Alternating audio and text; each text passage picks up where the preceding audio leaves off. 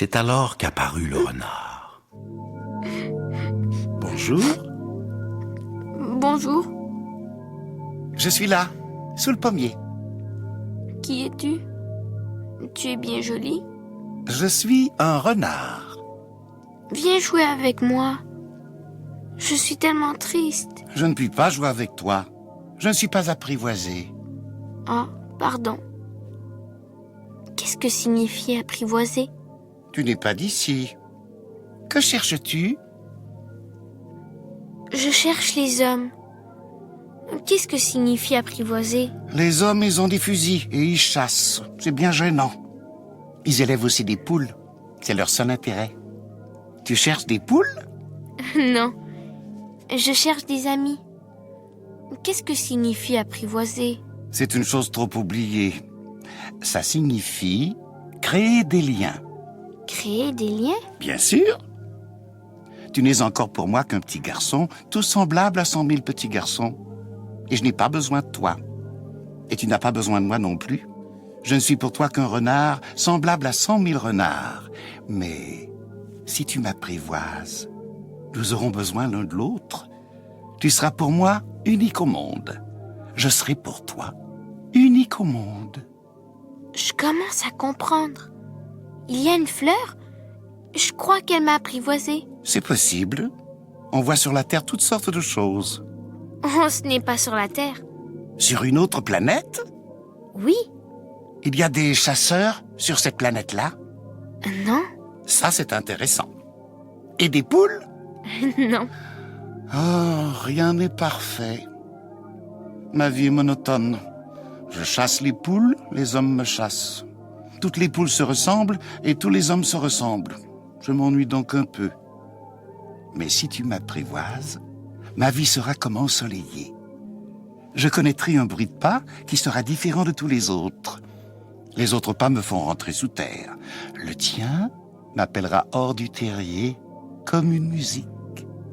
Et puis regarde, tu vois là-bas les champs de blé? Je ne mange pas de pain. Le blé pour moi est inutile. Les champs de blé ne me rappellent rien. Et ça, c'est triste. Mais tu as les cheveux couleur d'or. Alors, ce sera merveilleux quand tu m'auras apprivoisé. Le blé, qui est doré, me fera souvenir de toi. Et j'aimerai le bruit du vent dans le blé. S'il te plaît, apprivoise-moi. Je veux bien, mais je n'ai pas beaucoup de temps. J'ai des amis à découvrir et beaucoup de choses à connaître. On ne connaît que les choses que l'on apprivoise. Les hommes n'ont plus le temps de rien connaître. Ils achètent des choses toutes faites chez les marchands. Mais comme il n'existe point de marchands d'amis, les hommes n'ont plus d'amis.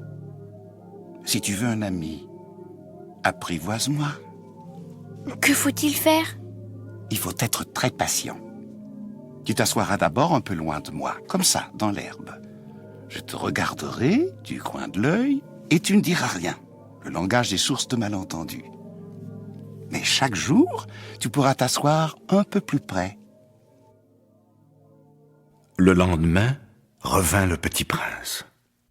Il eût mieux valu revenir à la même heure. Si tu viens par exemple à 4 heures de l'après-midi, dès 3 heures, je commencerai d'être heureux. Plus l'heure avancera, plus je me sentirai heureux.